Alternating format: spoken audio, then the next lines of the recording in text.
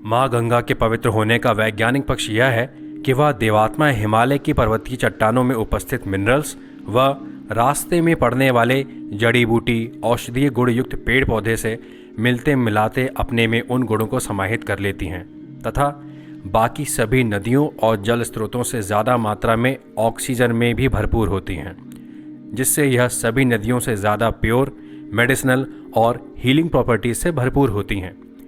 एक न्यूज़ के मुताबिक लखनऊ के national botanical research institute (NBRI) के निदेशक डॉक्टर चंद्रशेखर नौटियाल ने एक अनुसंधान में प्रमाणित किया कि गंगा के पानी में बीमारी पैदा करने वाले बैक्टीरिया को मारने की क्षमता भी है। डॉक्टर नौटियाल ने पाया कि ताजे गंगा पानी में बैक्टीरिया 3 दिन जीवित रहा, 8 दिन पुराने पानी में 1 हफ्ते और 16 साल पुराने पानी में 15 दिन, यानी तीनों तरह के गंगा जल में ई कोलाई बैक्टीरिया जीवित नहीं रह पाया। वैज्ञानिक कहते हैं कि गंगा के पानी में बैक्टीरिया को खाने वाले बैक्टीरियोफेज वायरस होते हैं। ये वायरस बैक्टीरिया की तादाद बढ़ते ही सक्रिय होते हैं और बैक्टीरिया को मारने के बाद फिर छिप जाते हैं। डॉक्टर नौटियाल का कहना है कि गंगा जल में यह शक्ति गंगोत्री और हिमालय से आती है। वे बताते हैं, गंगा जब हिमालय से आती है तो कई तरह की मिट्टी, कई तरह के खनिज, कई तरह की जड़ी बूटियों से मिलती मिलाती है। कुल मिलाकर कुछ ऐसा मिश्रण बनता है जिसे हम अभी नहीं समझ पाए हैं।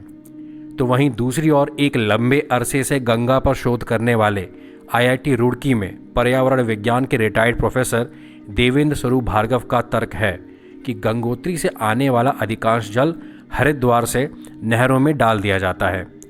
नरोरा के बाद गंगा में मुख्यतः भूगर्भ से रिचार्ज हुआ और दूसरी नदियों का पानी आता है। इसके बावजूद बनारस तक का गंगा जल सड़ता नहीं है। इसका मतलब है कि नदी की तलहटी में ही गंगा को साफ करने वाला विलक्षण तत्व मौजूद है। तो इस बार महाकुंभ पर्व में प्रयागराज संगम का लाभ लेने ज़रूर आएं और अमृत युक्त गंगाजल अपने घर लेके ज़रूर जाएं। इसी तरह जुड़े रहिए अपने वैदिक सिस्टम से। Must follow, subscribe and do like, comment and share. Her her Mahadev.